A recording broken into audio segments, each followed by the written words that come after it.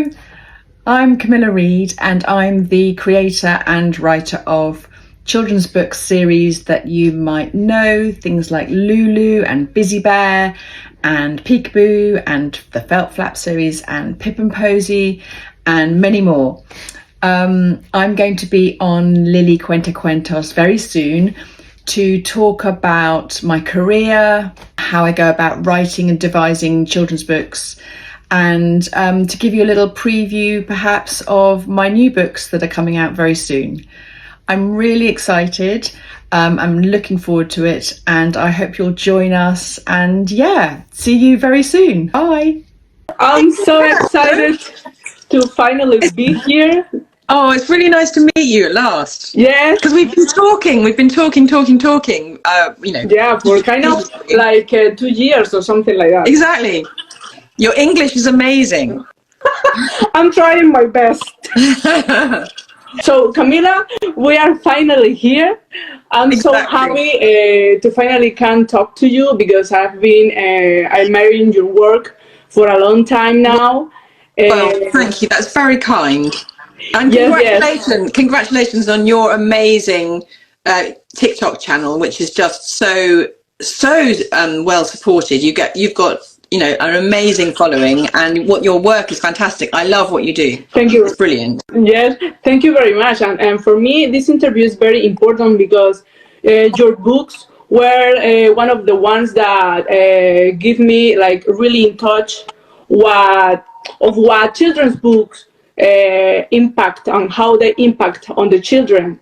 And I cannot imagine like how it happened that now I'm talking to you.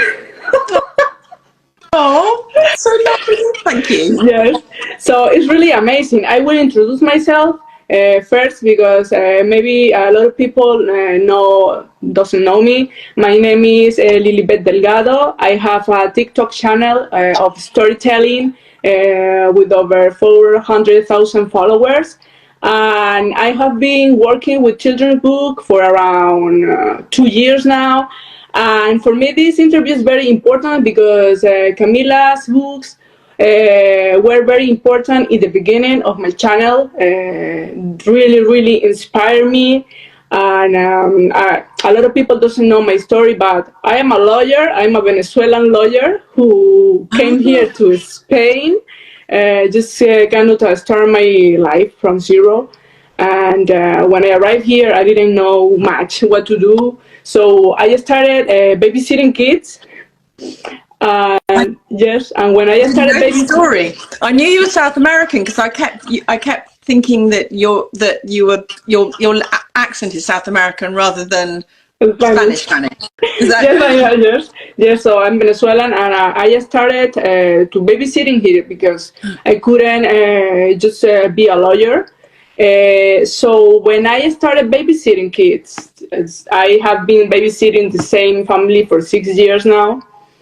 And then, yes, I got in touch with the children's book because they bought a lot of books from to her, specifically to the little kid, the baby girl. And I remember when she started the potty training. Yep. Yes, I saw the Lulu book, and I remember her be in the potty, and I reading her the Lulu book, and that make this training very easy for her. Great. So that's when I realized the impact of the children's book, and again I'm amazed that I can be talking to you right now. And then after I started my TikTok channel, I discovered, for example, Osito Tito, Busy Bear, and more. So thank you very much, Camilla Reid, for being here. Camilla is a bestseller author, children's books author, deviser, writer. And Camilla, my first question that I always do to my guests is, how was Camilla Reid as a child? The passion for the children's book literature was always on you, or was something that developed over time? I think I was a big reader as a child. I think I was encouraged by my parents to read very early. My mother had been a children's book editor. Oh, really? Well, sort of secretary editor. So she stopped working when she had me. So I think she loved reading, and she wasn't a very good reader of books to children, if I'm honest. Sorry. So I think I got cracking with reading my own books quite early. But there were a lot of books in the house. My dad was a writer. So we were a book family, I think.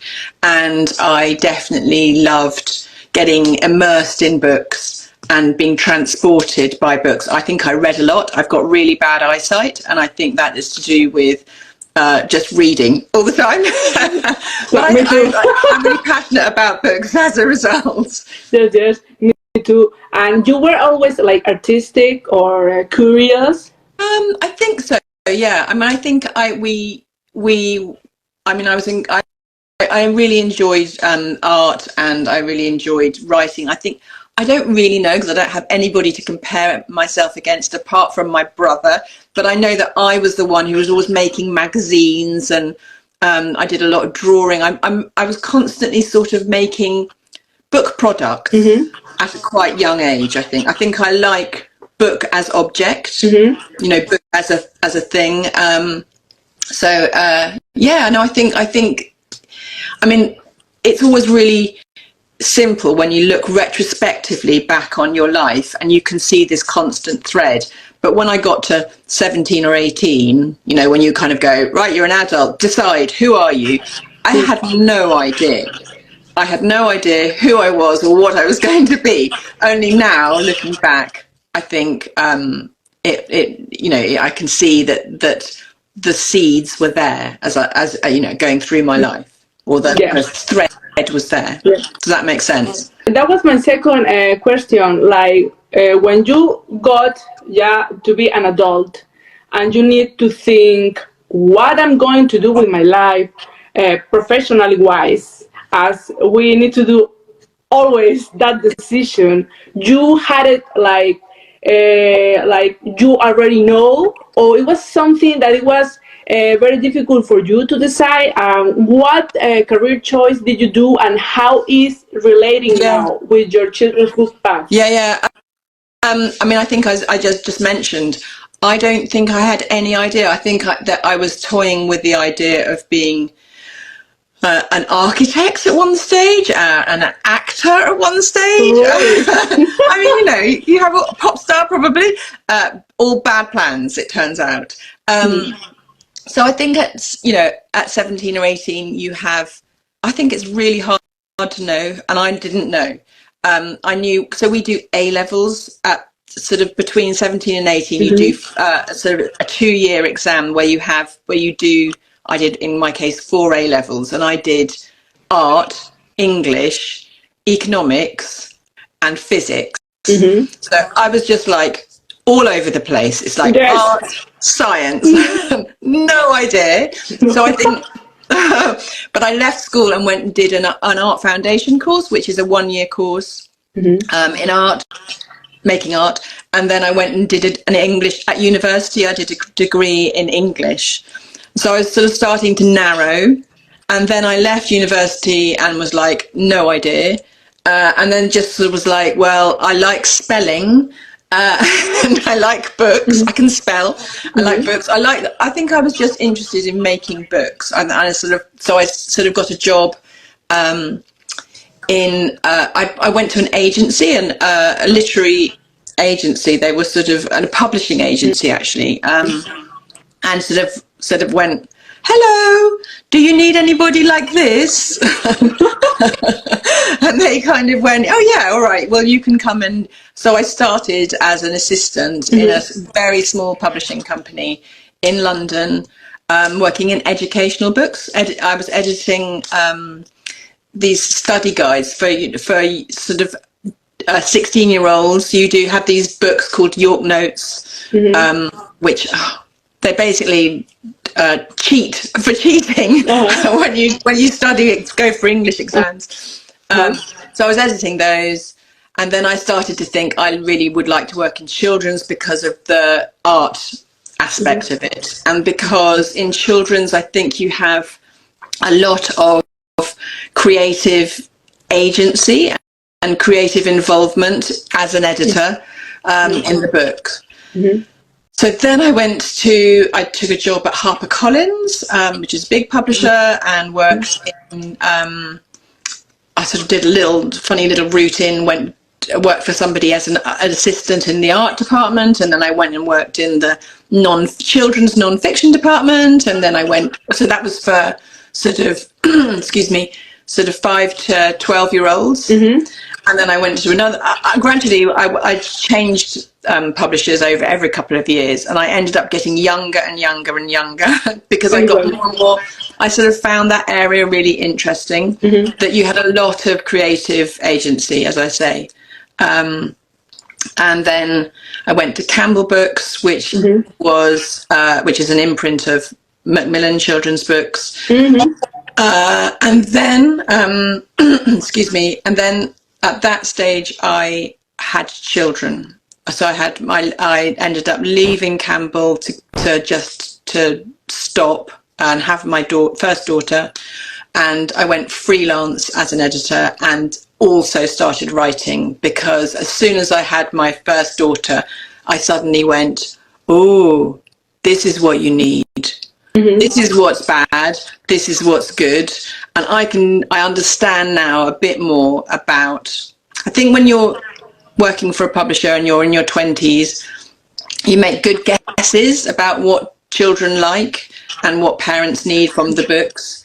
But when you actually have your child in front, or as you were doing, when you have a child and you're regularly reading with them, you really start to understand what they want and what they need from the book, and what you as an adult want from it. And it's that immersion, you know, you understand this completely. This immersion in the book just suddenly makes it clear what it is that makes a good book. And so I sort of started to write at that point, and Lulu's Shoes was the first book I wrote was for my eldest daughter, whose name is Lenny, and I call her Lenny Lou, so it ended up being Lulu. Your first series of books were Lulu ones then. And you were inspired by your children, by your toddlers. Yeah, exactly. And just it was always there. I followed their interests. So Lenny it was when she first got her first pair of shoes, and she just was really it wasn't like a kind of, she thought it wasn't a female thing. It was just the sort of technology of the shoe, the laces or the Velcro and the putting it on and off, and the wellies. I don't know, Wellington boots. Do you know what I mean by wellies? She had these little red boots. And they just gave her a kind of, I don't know, she just found them all very interesting, and they were just they're very tactile. And then they also, in terms of the narrative of the story, give you a sort of journey and a kind of narrative arc, because with every, I mean, it sounds very indulgent, but with every set of weather, you need a different set of shoes. So you can have more of a story that is based around the sort of hook that hooks onto the shoes. So that's what I ended up doing really with her. And then from that, Bloomsbury, who published it, kept saying, "Oh, have you got another one? Can you do another one?" I just kept doing another one. I kept doing more and more. Yeah, they are a series of 13 books, I think. I think you're right in that. I haven't counted. I did recently. Yes, I did at one point. I did. Thank you for that. I have noticed that you do a lot of series. It's something that you like. You don't want just to do one book, but several books, because they can engage more with the kids. I think so. Yeah. I mean, that naturally. I mean, have I done one-offs? I mean, I think I probably write each book. Lulu, I wrote as one book, and then they just said, can you do another one? So I definitely didn't write that as a series. mean, I guess I do series. I think that's part of the thing that I learned from being a parent is that, you know, they're quite short reads. Yes. They don't take long to read, and you can, I think that, you know, you can always usually you can extend the idea out a little bit further. And I think that's really helpful for the child, because I think repeating and again and again the same book, but then also repeating but slightly different, gives them great confidence. They really helps them to grow in their reading. So they understand the format. Mm-hmm. It gives them confidence to start another book and the next book, because they know what it's going to be almost, but it's also a little bit surprising. It's a new version of the same.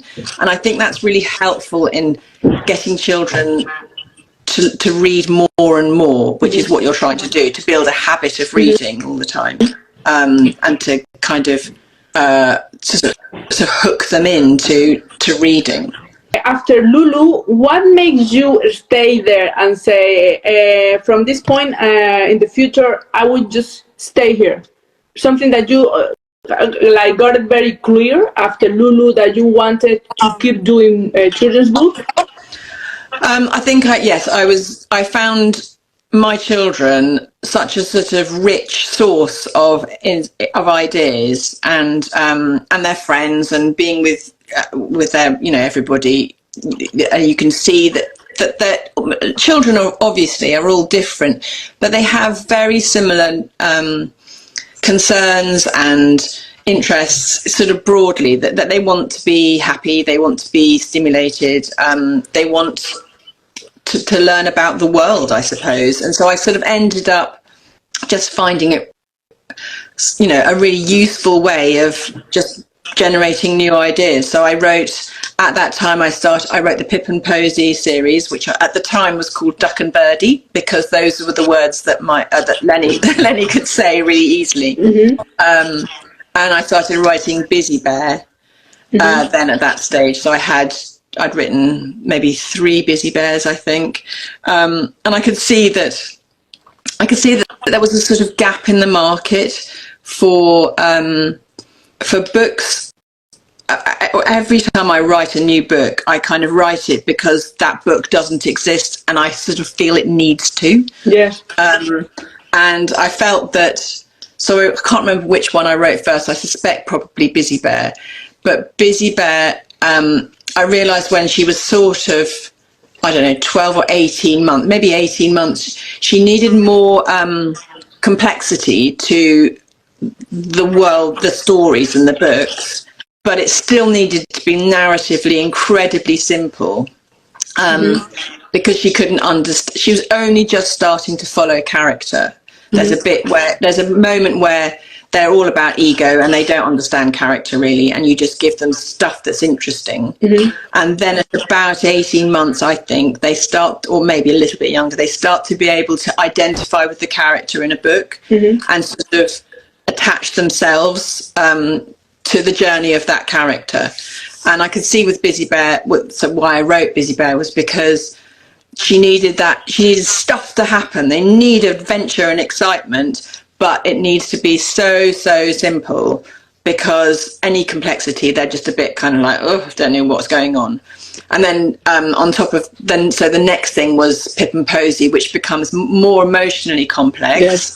So with toddlers, as you know, there's quite a lot of up and down in even just one day, even just 1 hour. The emotional journey of a small toddler can change, you know, by the minute, for not very exciting reasons. But I kind of wanted to show how that works, and to help them work their way through that. And I think that was a lot, and also Pip and Posy was a lot about starting to have friends and to have the challenge of, or siblings, but having the challenge of having somebody who you've got to sort of navigate a relationship with. So that was about, Pip and Posy was about relationships really, and about, trying to resolve problems, trying to resolve differences, and or differences between them, or differences that, you know, or challenges that the world presents, because sometimes bad things happen. Yeah. And it's nice to have a friend to help you do that, you know, to help you work through that together. So that was what those were about. Some of my of the followers that are watching us now asking, this is something that happened to me with Osito Tito, is a busy bear, that she just find out that the one that is in the front of the book, the name is just the illustrator. And she said, and with the busy bear is the same. I didn't know you wrote it. And she's asking why your name is not there. Oh, it's a complicated question, but so I brought the books to I started up a new company. I co-founded a new company called Nosy Crow, and I brought those titles with me when we started up the company, both Pip and Posy and Busy Bear, and it was felt that generally I wasn't a particularly well-known author at the time, and so it would be better to promote the illustrators rather than me, and that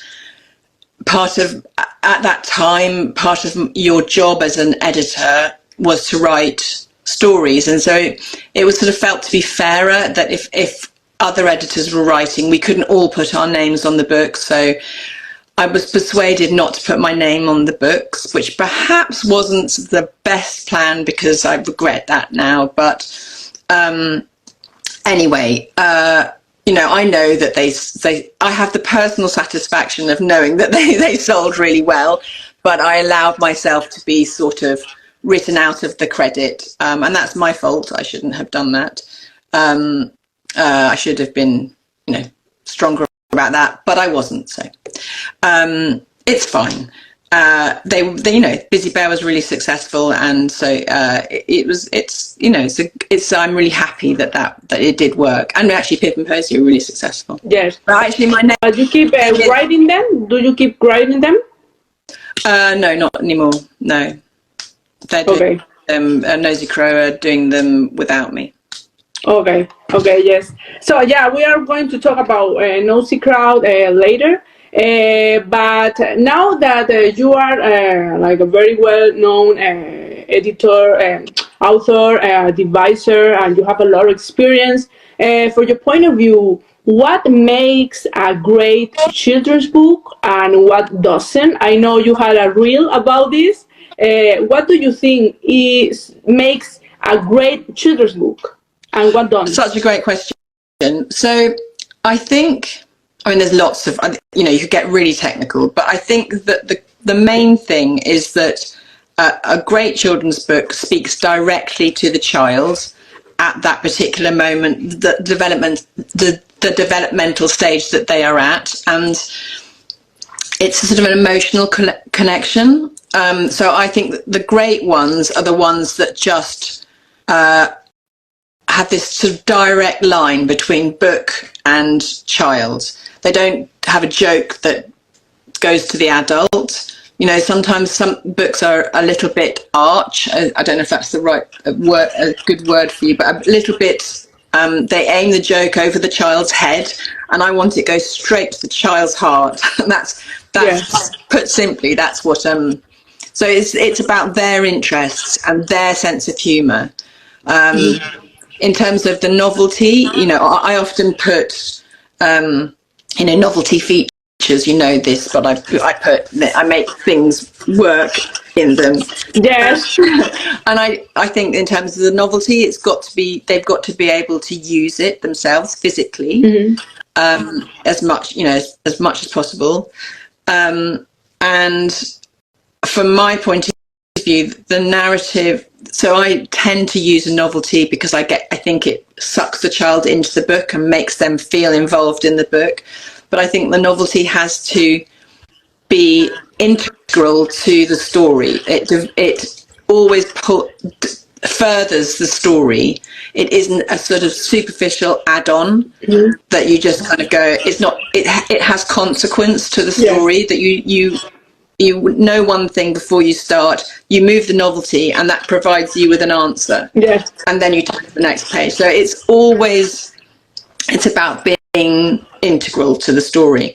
When they get older, so Pip and Posy, for example, doesn't have any novelty in them, but I think that it's, I mean, what I try to do in those books is to be quite conversational and to ask the child to repeat things in the story. So like there's little bits where they have to go, oh no, poor Posy, or they say poor Posy, or oh dear, or hooray at the end. And I think I did that on purpose so the child gets sucked into the story and is sort of a part of the story. It's almost as if the story needs the child. Yes. And I think the child understands that and feels very complimented by that, because the book is saying, I don't make sense unless you get involved. And the child kind of realizes that. And so it makes them feel sort of important. Yes, part of the book. Makes them feel part of the book and important to the book. I also think it gives the parent the opportunity, or the child the opportunity, to show off their skills to the parent. Yes. And the parents go, "Ooh, they did this," and then I get a lot of messages with videos of people's children using the books, and parents are really, really proud of their child. And my next question was that about how you make the child be into the book, because I don't know if a lot of people are really in touch with your books, because sadly we are going to talk about this later. Only parents with kids get in touch with children's book, because it's sadly for me, because children's book, I believe, is for everybody. They have messages and they are just so beautiful that for me they are art. So I want to show that kind of implication. For example, Osito Tito or Visiber, they have like moving parts and stuff like that, with Lulu. I love it too. Like they have textures. This is very important for the kids, like a very like early age, and little windows and stuff like that. So yeah, I feel like this is very important, because they feel, they get to be a main character almost of the book. Yeah. That was really my intention, and I sort of realised that that's what they need at that age, because otherwise it's a bit of a kind of, they just sit and it's a passive experience. And I think that if they can be that there is an active experience, that they are that they are physically engaged, then they'll become emotionally and intellectually engaged, and it's a sort of a gradual process of but I think the physical engagement, either by repeating words or by actively using it, is the first step to becoming, I think that, when I'm reading a novel now, I'm engaging in it emotionally, and I'm engaging in it, the kind of, trying to think about what's going to happen next, and I'm identifying with the characters. And it's like kind of the same thing as what we do with, when we're very, very tiny.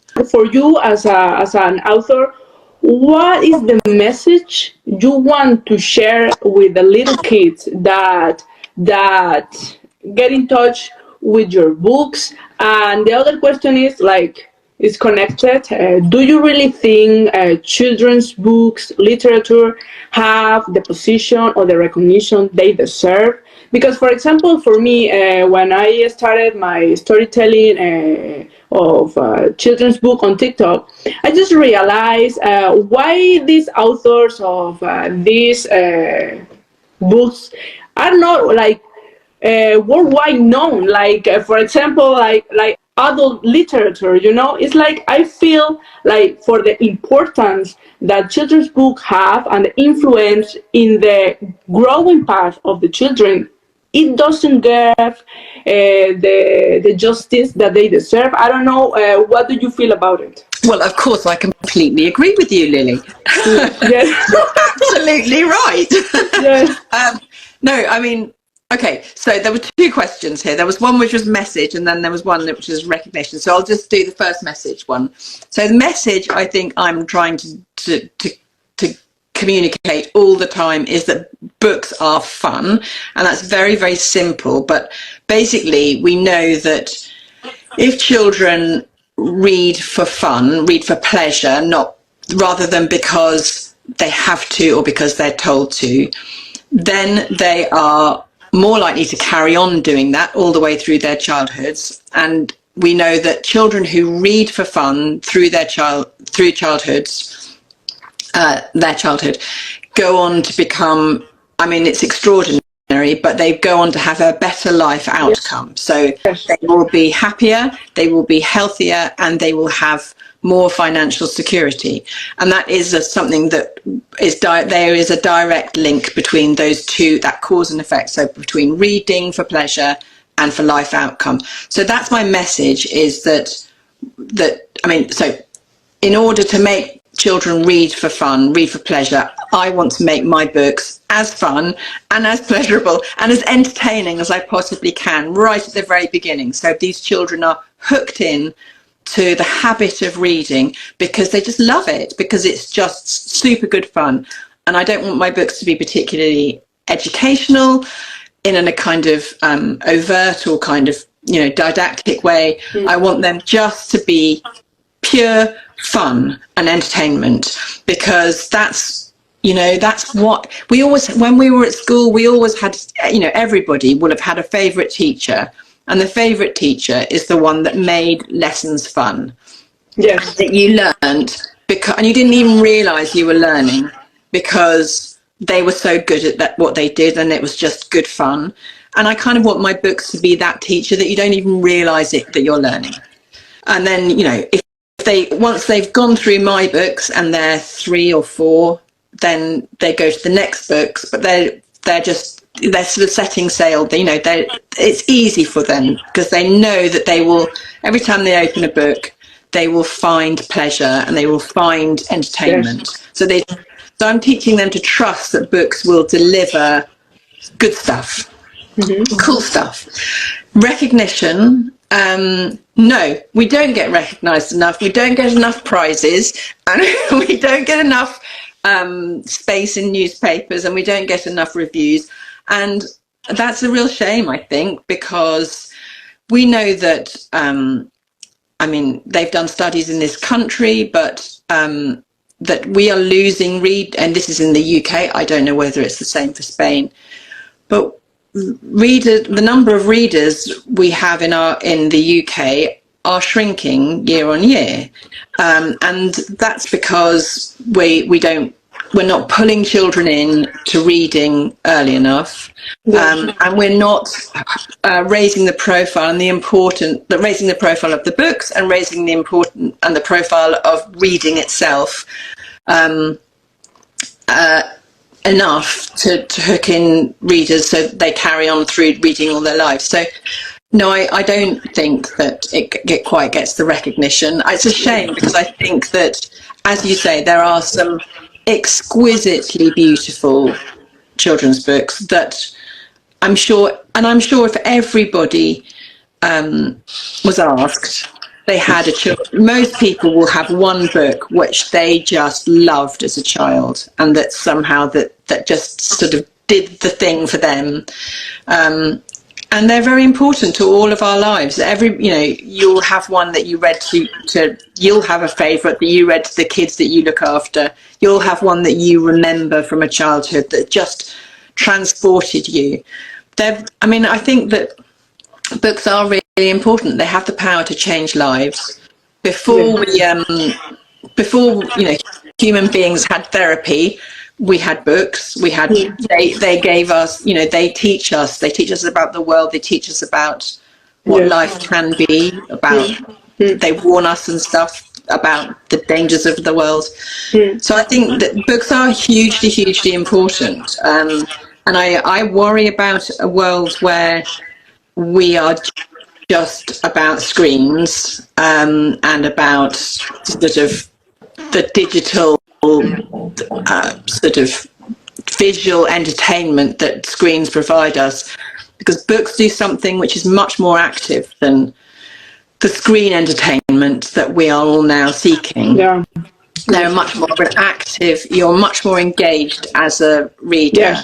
You're much engaged in the experience. It makes you, in developmentally as a little child, books do all sorts of things to in a very kind of complex 3D way to develop a child in a way that the screen doesn't. It just doesn't. No.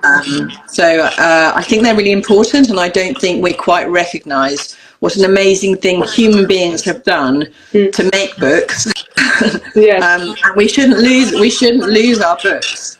Yes, yes. For me, it's very important. That's why the reason why I started talking with Lilicuentacuentos or Charlando con Lilicuentacuentos, because I always wonder what are the faces of these names, the one that you see in your book, because for me they are very important. I don't think you are well recognized.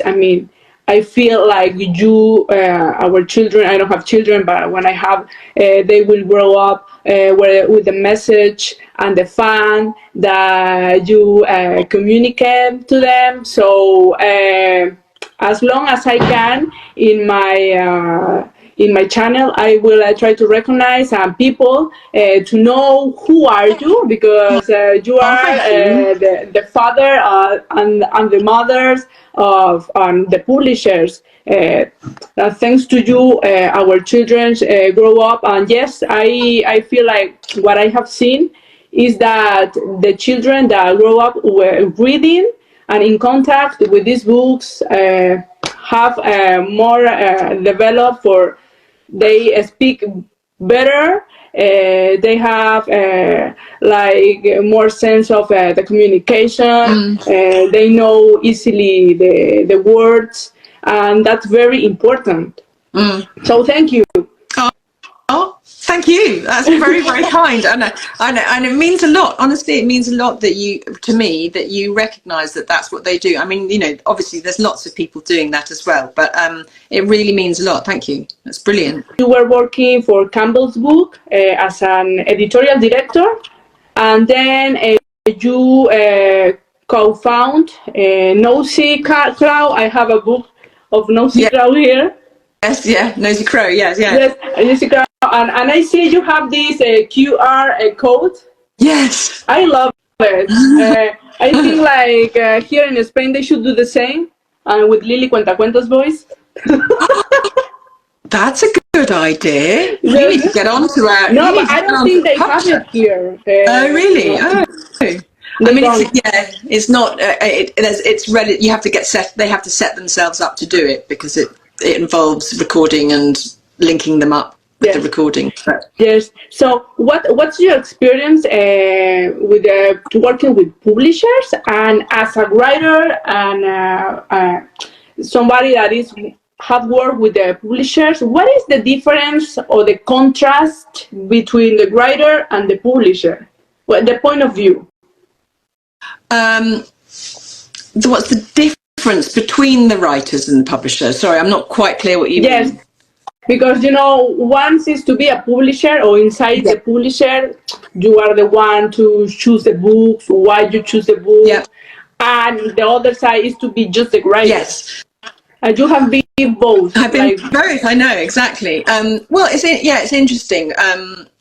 I chose to leave because I wanted to concentrate on the writing, and I wanted to develop myself as an author.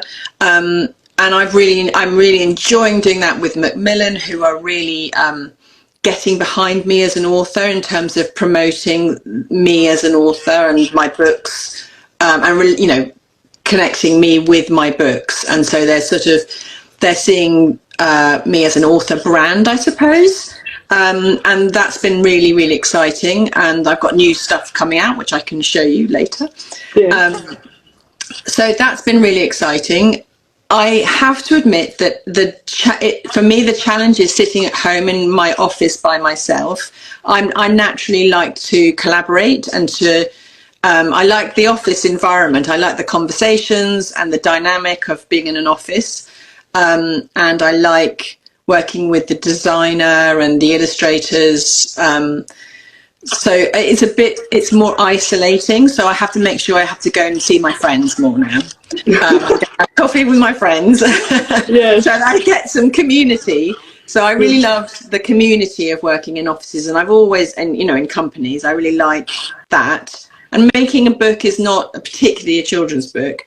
I always say this, it's a team sport. We don't, you know, it's not about one person's ideas. You have always, whether you are doing, I'm sure, with fiction and anything else, you know, down from picture books down to the stuff I do, there's always a conversation. You need somebody else's point of view. And it's the same with music or any other creative activity. Really, you're pulling in other people's talents and making something which you couldn't do individually.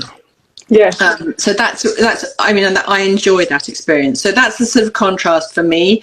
But I'm working very closely with Macmillan, so I go into the office quite a bit, and you know, we sit and chat about stuff, and I will have lots of phone calls when I'm sitting at home. So it's a bit different, and I just have to make sure I don't turn into a hermit, if that does. Yes. Is that a good word in Spanish? But yeah, so I still have to get out and talk to people. But I'm enjoying the new challenge of making it more about me, which isn't my sort of what I've done in the past. So I've, you know, started the Instagram stuff and talking about my books and taking more credit for the books, and and talking about, you know, doing things like this, really, which I wouldn't have been really sort of allowed to do because my name wasn't on the books, or, you know, there wouldn't have been any reason to do it if I was in the publishing company. Yes. When you say deviser, it's something like, I don't know what deviser means. You know, that's fair enough. I made that word up. Okay. Because I didn't really have a word for it. But basically, when I write the idea, at the same time as I write it, I think about what the novelty will do and what the pictures will do, because then it sort of delivers the story. So I'll be sort of doing all of those three things all at the same time. And then I can talk to my editor and show them. Now, when I was doing it in house, I would talk to the designer, and we would, work out how we were going to brief the illustrator to do what I had thought, and the designer and I would work together, and then we'd brief an illustrator. So I thought you might ask that question. Yeah. So, for example, this would be me. This is this book. Peekaboo Chick, which looks like this on the front cover. There's a rainbow there, and then I'll try to sit up a bit. So that's what it looks like inside. Yes. And then there's sort of this. So then the text on this is peekaboo flowers, peekaboo run, peekaboo ducklings, peekaboo fun, and then peekaboo frog. Peekaboo, I can't read it backward front. Peekaboo who, peekaboo chickies, peekaboo. So this is complicated to write because you've got to think of what the novelties will be, and they have to back up to each other. Yes. So this novelty has to be the same novelty on this side. Yes. But you've got to make sure that this bit here isn't in the same place here. And then you've got to have this novelty which backs up to this novelty. So, but then you've also got this rhyme to think about. So there's a fun run rhyme and a who you rhyme. And then I'm trying to think of all the time about how this might work a bit narratively, so that you feel like you have a bit of a narrative journey. Yes. That sort of thematically, this is all about spring and having fun in some springtime. But so this is quite interesting. So this one does this. Yes. Then on the reverse of that sets you up to the back of this one, which pops this up. So I'm thinking about those double-sided novelties all the time, so that they will work together. And I'm thinking about the rhyme, and I'm thinking about the illustrator, who's Ingla in this case, about what will best work for her. So what she does. So you can see in this one, for example, I was thinking about the front cover, and I was thinking, oh, how would this front cover work? Would this be best for the front cover, or would it be best doing face on out of a thing, or would it be best doing face on here? And then in the end, I was sort of going, maybe this one would be the most direct image, and but I was like, oh look, it should be a butterfly up there, and then I've obviously changed that to be a rainbow. That's really. I just play with lots of different ideas to try and work out how those will be and how the rhyme will. So that's what I call devising, because I don't just write the text and then try to stick the novelty on it and then work the pictures. I'm trying to do it all at the same time so that it always just works.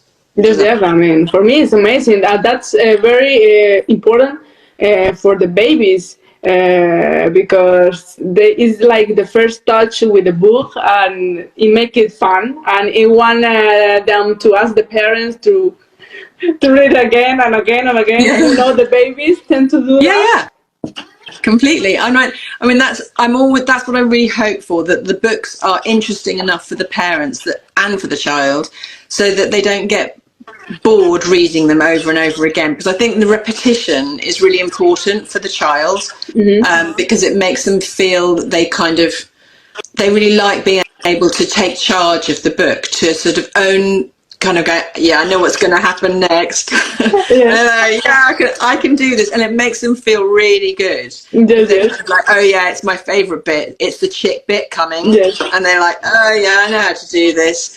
And that, when they first do it, it's a surprise. But after the first time of reading it, it's it's really interesting that it's not a surprise, but they like to do it because they can. Camilla, I want to ask you, I know in 2021, you decided to leave the corporate life to start your independent job as a writer. Yeah. What made you decide that, make you have that decision? How do you feel about this decision nowadays?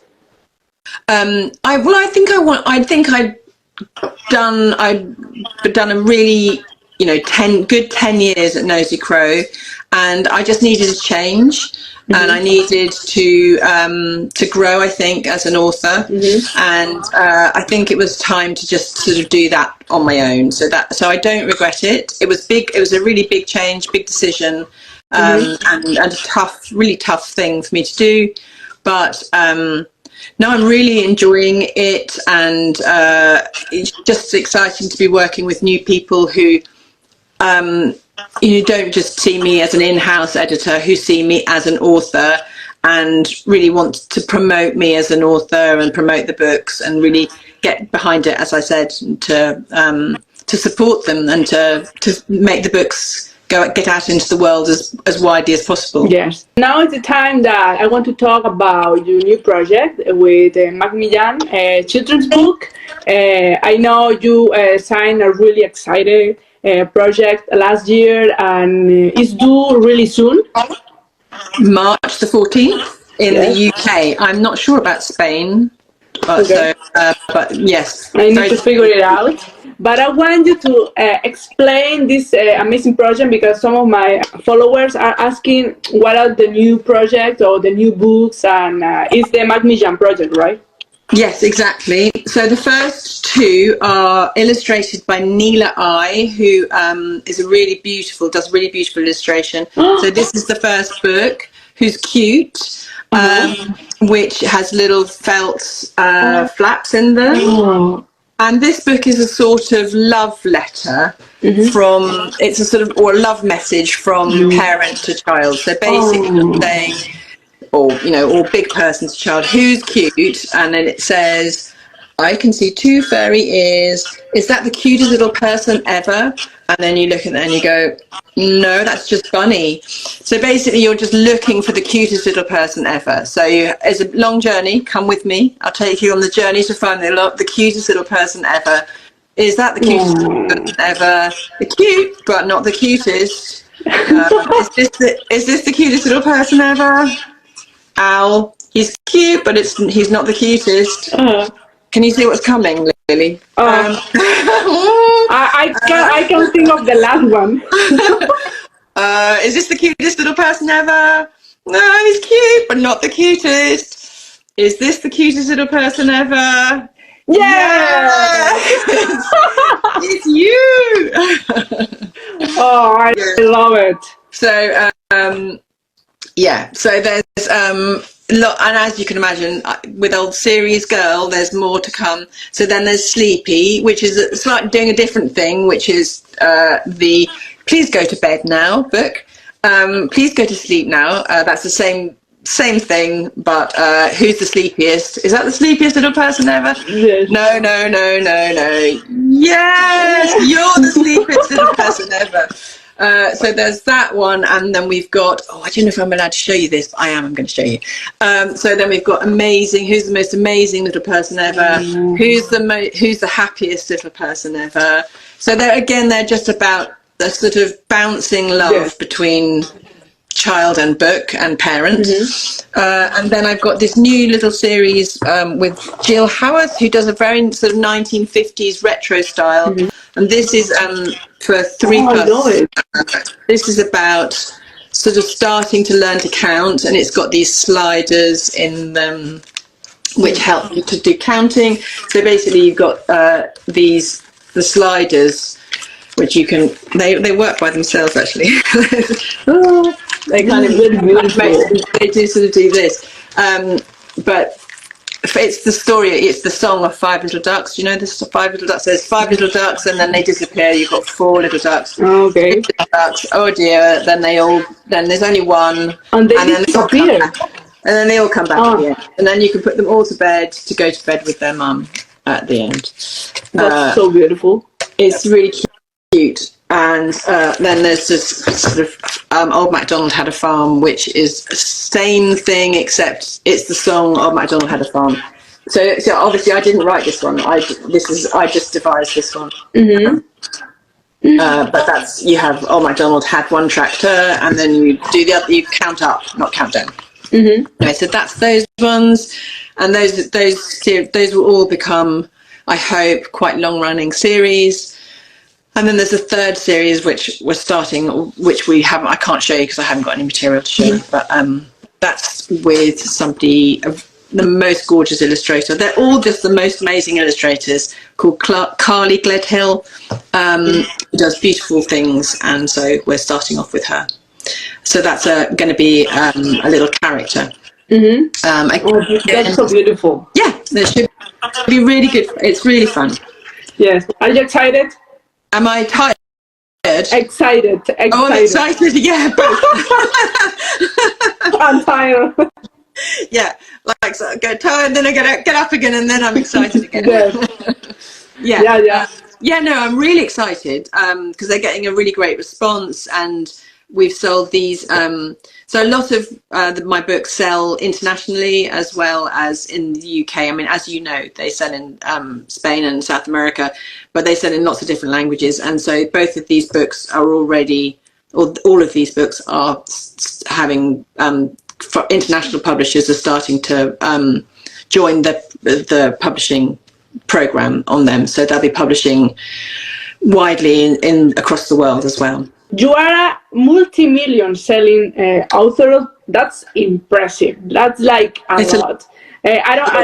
Seriously, I don't think you have the recognition you deserve. Like, for me, it's a pleasure for me. You are like one of the most important on children's book on the babies series. This is, because there's a lot of children's book, but not for babies. For babies, it's very, very particular and very special. Because they don't really know much, but at the same time is one of the most important moments of them, because they get to touch for the first time, texture, move, and you are one, like, I don't think the best. I think the best. So for me, thank you for being here. So I'm going to mention some of your book series. Peekaboo series. I just wrote it down because it's a lot of data. Peekaboo series it was the UK fastest selling board series of 2021. Pip and Posy got over 5 million copies sold and have the award of Best Children's Preschool Series of 2022. Fell Flap series got 5 million copies sold. That's very amazing. Busy Bear, listen, I love Busy Bear. When I have my children, I will have them all. They're all there. They're all here behind me and lined up against. They're all up there. Oh my God! Yeah, yes. I have shown you some pictures of here of Osito Tito on the libraries. This is like a huge collection. I know. And when I went to Spain in the summer, and so I kept going into bookshops and going, look at them. There's loads of them. They were really yes, and they were over 17 million copies worldwide. Bit more now. Yeah, yes. I think it's a bit more. I think it's over 21 or 22. I can't quite remember, but yes, it's gone up a bit since then. They've sold a lot. Yes. Miku series, that here in Spain is Iku series, because this is very interesting because it has, I don't have them here, but they have buttons that you can press. These ones. Yes. Yeah. I love it. Yeah. Is that very difficult to make now? The sound button? Well, it's, we have really, Nosy Pro have really amazing printers, often based in the Far East, and they have this, they're really amazing technology, so they can, it's not too difficult to do. The Lulu series was your first series, and I love it. I love it. When I read Lulu, this one, Lulu tiene un hermanito, is about her brother. Mm-hmm. A lot of people were asking why he doesn't appear in more books. Oh. They were asking about the Lulu. I think I was the mother of girls, wasn't I? Yes. I kept just writing the girl stories. Though I'm just a quick story. Have I got time to tell you a quick story? Yes. Literally, my husband just told me this, that he just spoke to his sister, and her daughter, so my niece, my husband's niece, went to a baby shower at the weekend. She's 21, she's a dental nurse, and she lives in the south of England. And she went to a baby shower where the future mum, said that all they had to bring as a gift was a book, a children's book that meant a lot to them. Which I think is the most lovely thing. So they all brought just one. That was the gift, was a children's book. And my niece Tilly, who we've grown up with over the years, she brought Lulu's clothes with her because that was the book that she identified with, and obviously I had the connection too. But I thought that was just the most amazing idea, was to have a baby shower and to bring the book that you had a childhood emotional connection to, and all the sort of godmothers, like Sleeping Beauty, it's like they all bring the gift of a children's book. Isn't that a beautiful thing? I love that. It's so beautiful. And about this same subject, I want to ask you, there is one or more that you keep here, and when you remember, it's like, oh, this is one of, not your favorite or your most selling one, but the one that is in your heart. Of my books or of somebody else's? Of my books. Oh, that's like asking a mother to say which her favourite child is. You can't say that. They're all my favourites, darling. It's really hard. Lulu Shoes is one that you just because it was so personal. And it was the first. It was the first, and I loved being a mum of a little child. I loved having this new little friend to take everywhere. So I suppose I'd choose that one because it was just, it's about motherhood for me. Yes. And of just having a little kid who was just hilarious. I love having it's like having a tiny little entertainer with you all the time. Yes, and Camilla, you have been awarded worldwide, but do you have, first, what is the meaning of awards for an author, a creator? Is more something that you really feel like is important. You don't do this, not you, but in general. I mean, what awards mean for the authors? And if you have one award or two that have been more significant for you? I mean, I don't, honestly, you have identified this area of publishing, particularly the early years area, although being, in my view, the most important of all books, doesn't get many awards, but occasionally they come up. I got I think it was in 2019, a book I did, this book, which again I didn't get my name on it, but there's a supermarket called Sainsbury's in the UK, and they run a children's book award with 3 or 4 strands to it. So there's a picture book strand, a non-fiction strand, I think they had a character strand, and then they had an early years strand. So they all got, so this won the early years prize, which I was really, really pleased about. And then they vote for one book, which is the overall winner of the whole competition. And then they voted for this.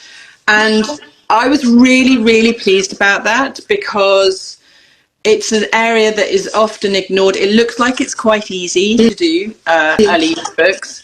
And so I think that, and also, I mean, it's something to do with the fact that there aren't many authors, because a lot of the books are generated in-house by publishers. Yes. So they don't have authors, quite a lot of them.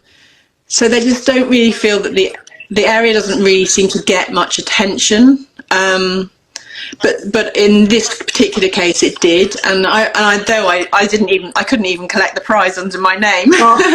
But it was okay. I mean, I was just really pleased the book won. Yes, it was really brilliant, and so yeah, there aren't many awards really, to be honest. I don't have a big shelf behind me. There's no awards. Yes, I know. Like people, a lot of books. Yes, a lot of books. Yeah, because that's what I think. For example, you came here to Spain. You went to a library with a shelf full of, for example, Busy Bear, and anybody knew that you were the one that wrote them. It's like, it's like, I think you should be all famous seriously, for what you do. I love you. For the importance, because children's books are art, because it's what you mentioned. It's a teamwork of the designer, the illustrator, the creator, the editor. It's like it's art. So for me, it should be, and Lilicuentacuentos will do that. I'm just starting. But I know this will be like a movement that will start. This is where it starts. Yes. Now. Okay. Now, with my first interviews.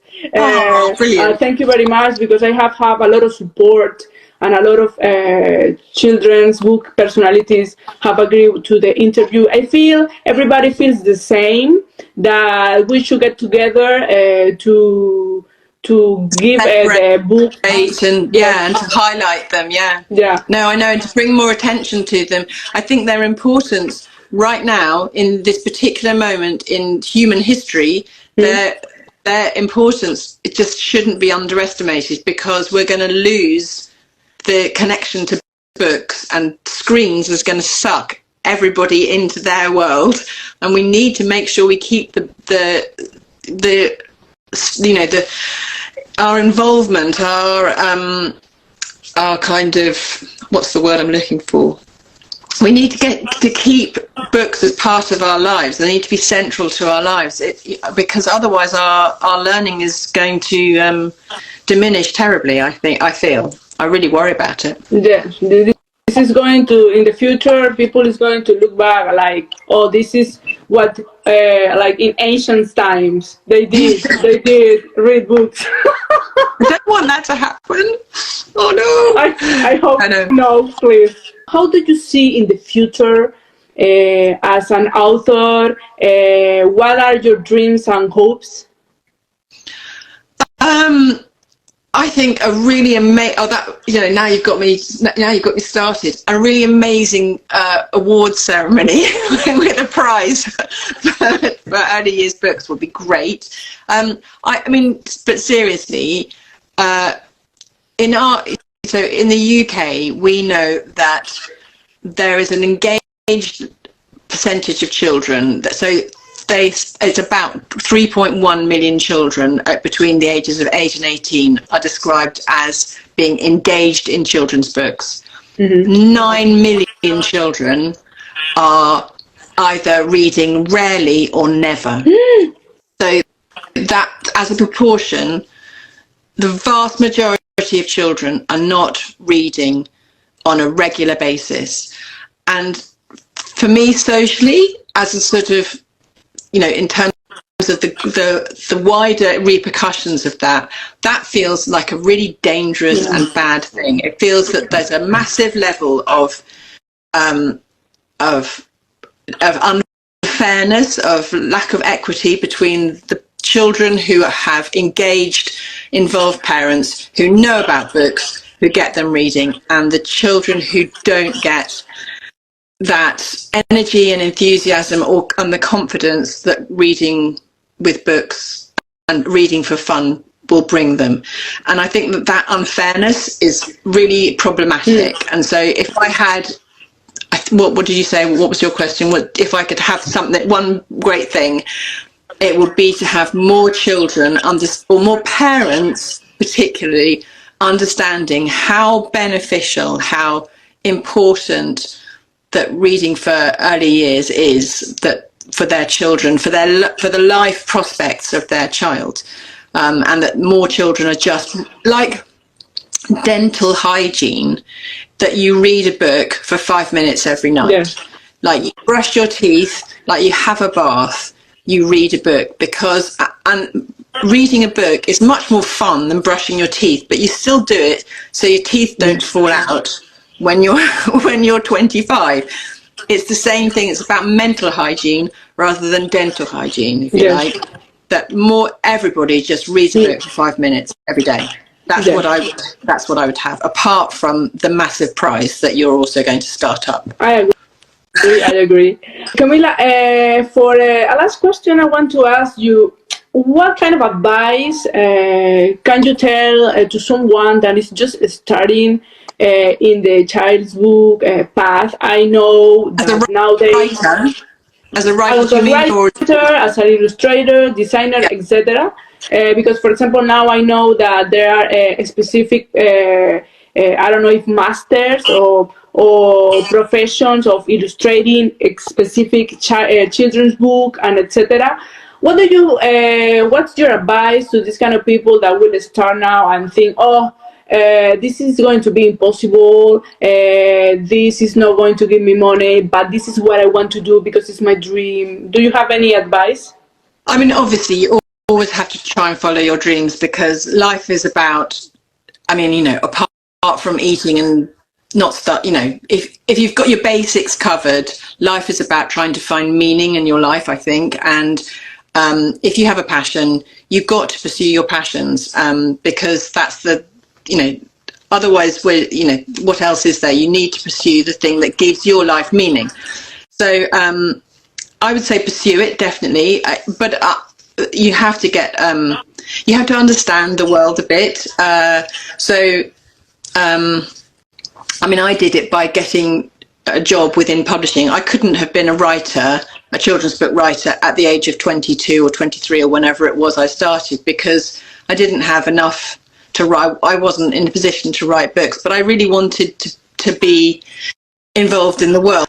So it depends where you are. It's a difficult question to answer, but I think find out more about children's books. In terms of, I always give this a piece of advice to people who want to get involved in this book. I don't know whether they do the equivalent, but it's a really hefty reference book about children's publishing. Oh, really? How's the name? So it's called the Children's Writers and Artists Yearbook. Oh, wow. And it's published by actually Bloomsbury as well. and it's got listings of all publishers, agencies, and it's got really good articles about what it's like to work in publishing, what you need to know about. I find this, there's a lot to say in the answers to that question. Yes. But I mean, emotionally and sort of, in terms of your heart, follow your dreams. Please follow your dreams, because, you'll give it the end. If you love it, you'll keep doing it again and again and again.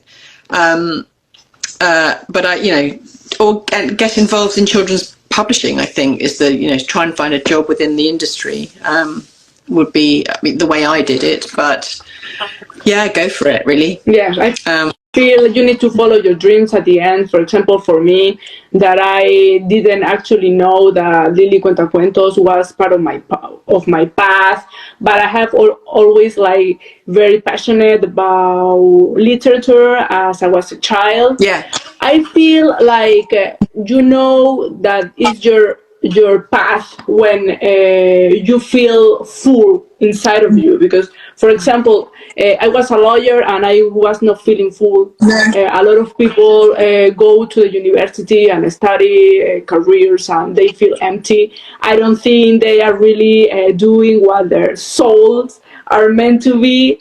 And I think pursuing our dreams is very important for the soul satisfaction. I'm very spiritual, and for me it's very important. So it's really nice to speak to you.